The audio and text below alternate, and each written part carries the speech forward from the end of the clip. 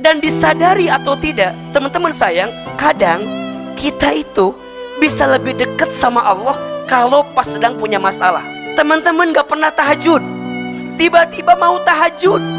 Kita gak pernah tahajud, tiba-tiba tahajud. Bukankah ada hikmah di balik masalah? Makanya ada masa-masa teman-teman gak pernah nangis, tapi pas lagi dikasih masalah, teman-teman doa kemudian nangis. Nikmat atau tidak? Ukuran kemuliaan pandangan Allah itu bukan karena harta yang banyak, bukan karena harta yang sedikit, bukan. Ukuran kemuliaan itu adalah ukuran yang dengan apapun Allah berikan dalam hidupnya membuat dia makin bertakwa kepada Allah. Ujian yang dihadirkan kepada kita itu adalah bentuk sayangnya Allah kepada kita. Maka pertanyaannya, kok bisa bilang ujian itu adalah pesan cinta dari Allah? Iya, padahal boleh jadi di balik ujian itu ada pesan cintanya Allah, datangnya lewat ujian. Nah pertanyaannya, apa kabar gembira bagi mereka yang sedang diuji? 5 kabar bahagia untuk yang sedang diuji. 1, orang yang sedang diuji itu sedang diakui sebagai orang beriman. Keterangannya surat Al-Ankabut ayat 2. Kira-kira isinya begini: apakah kamu mengira engkau mengatakan telah beriman kepada Allah sedangkan engkau belum diuji dalam kehidupanmu? Maka kalau Allah ngasih ujian sama kita, Allah tuh ingin lihat seberapa baik iman kita kepada Allah. Allah tuh pengen tahu, benar hambaku beriman? Iya tah hambaku beriman? Aku uji dia. Orang saat diuji bukan makin jauh dari Allah, tapi makin dekat ke Allah. Dan disadari atau tidak, teman-teman sayang, kadang kita itu bisa lebih dekat sama Allah kalau pas sedang punya masalah. Teman-teman gak pernah tahajud, tiba-tiba mau tahajud. Kita gak pernah tahajud, tiba-tiba tahajud.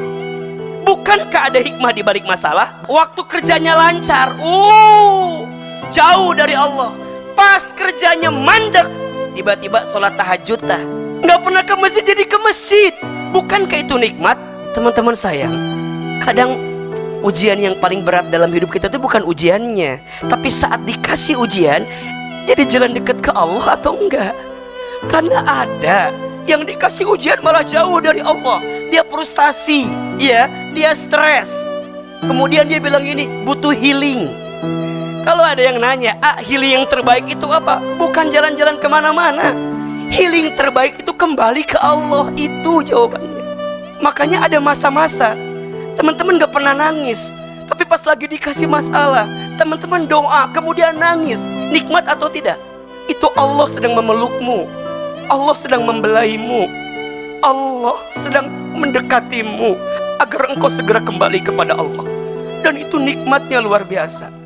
Maka hari ini untuk kita yang sedang diuji, yakinlah kita sedang diakui sebagai apa? Orang beriman.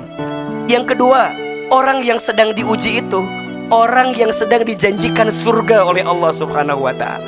Ustadz, kenapa orang yang diuji masuk surga? Iya, makin berat ujiannya, makin besar sabarnya, makin terbuka pintu surga bagi dirinya. Diuji dia, makin berat ujiannya, maka makin besar sabarnya. Saat sabarnya makin besar, surganya terbuka untuk dirinya. Maka wajar ada orang yang hisabnya nanti ringan di akhirat. Apa salah satunya? Karena Allah segerakan ujiannya di dunia. Dikisahkan ada seseorang yang dia tuh terkaget-kaget ketika sampai di akhirat, dia mendapatkan surga yang levelnya VVIP gitu. Kok bisa ya Allah? Padahal sholatku biasa aja gitu, sedekahku biasa aja, baca Quranku biasa saja. Maka apa alasannya? Iya, aku tempatkan engkau di tempat yang paling baik ini karena selama di dunia engkau sabar dengan ujian yang aku berikan, dan engkau tetap berdoa kepada Allah. Dan ini adalah hasil doa-doamu yang belum sempat aku kabulkan di dunia. Ternyata Allah tunda pengabulannya. Bukan Allah tidak mengabulkan, tapi Allah ingin kita terus mendekat kepada Allah. Kita kadang lupa gitu. Kita suka merasa kalau udah doa maunya segera dikabulkan. Padahal mohon maaf, kalau udah dikabulkan kadang-kadang kita nggak doa lagi gitu. Makanya Allah tunda pengabulannya.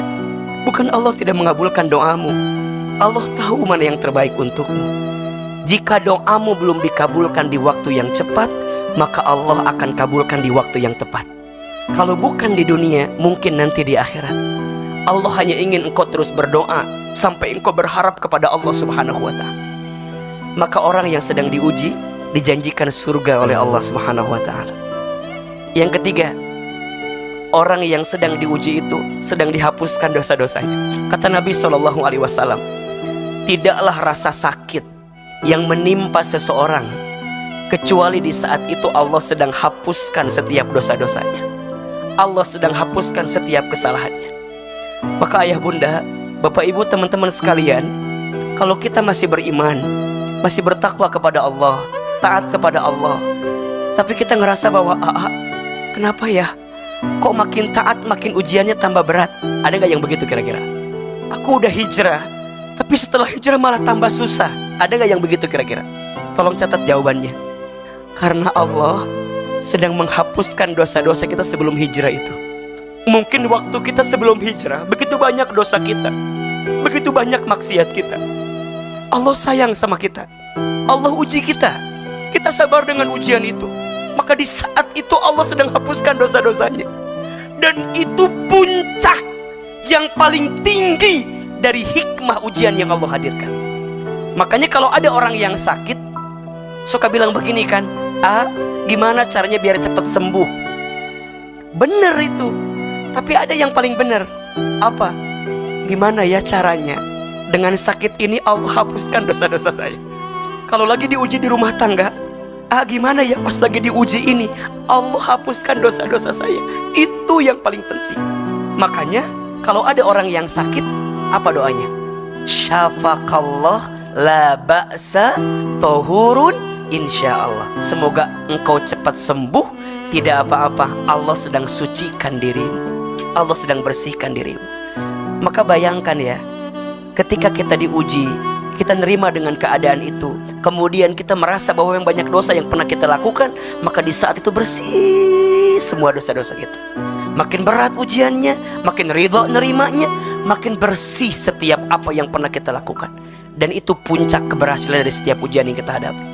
Maka bergembiralah yang sedang diuji, karena engkau sedang dihapuskan dosa-dosanya oleh Allah Subhanahu wa ta'ala. Yang keempat, orang yang sedang diuji itu orang yang sedang diangkat derajatnya. Tapi dalam kacamata dunia, kok kita jadi tambah rendah, tambah jatuh? Mohon maaf, di mata dunia mungkin engkau terlihat rendah, tapi dalam pandangan Allah engkau dimuliakan karena ujian yang engkau dapatkan dalam hidup. Maka teman-teman sayang, jangan mengukur ketika Allah memuliakan kita itu dengan aspek dunia yang Allah berikan kepada kita.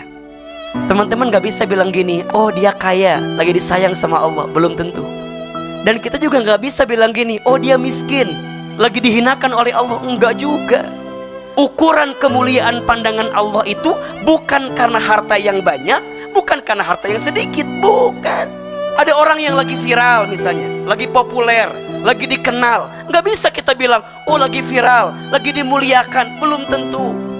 Ada orang yang lagi dicaci maki, dihujat netizen se-Indonesia, kita nggak bisa bilang, oh dia lagi dihina sama Allah. Enggak juga. Ukuran kemuliaan bukan itu.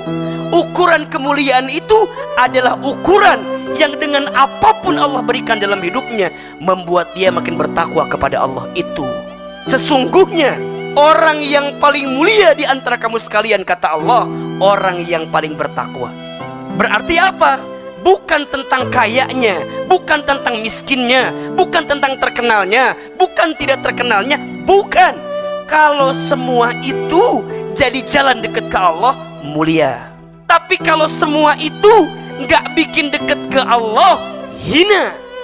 Maka ada dua istilah, ada nikmat, ada nikmat. Ada pakai ain, ada pakai qaf. Apa bedanya? Kalau pakai nikmat, pakai ain, setiap kebaikan yang diberikan dalam hidup kita yang membuat kita makin dekat ke Allah, itu namanya apa? Nikmat. Tapi kalau qaf, nikmat, setiap kebaikan, kebahagiaan yang diberikan oleh Allah dalam kehidupan kita tapi tidak membuat kita makin dekat ke Allah. Itu namanya apa? Niqmat. Bahasa lainnya istidraj. Maka hari ini ukuran kemuliaan seseorang bukan pada aspek dunianya, tapi pada aspek saat dia menjadikan lebih dekat dengan Allah Subhanahu wa ta'ala.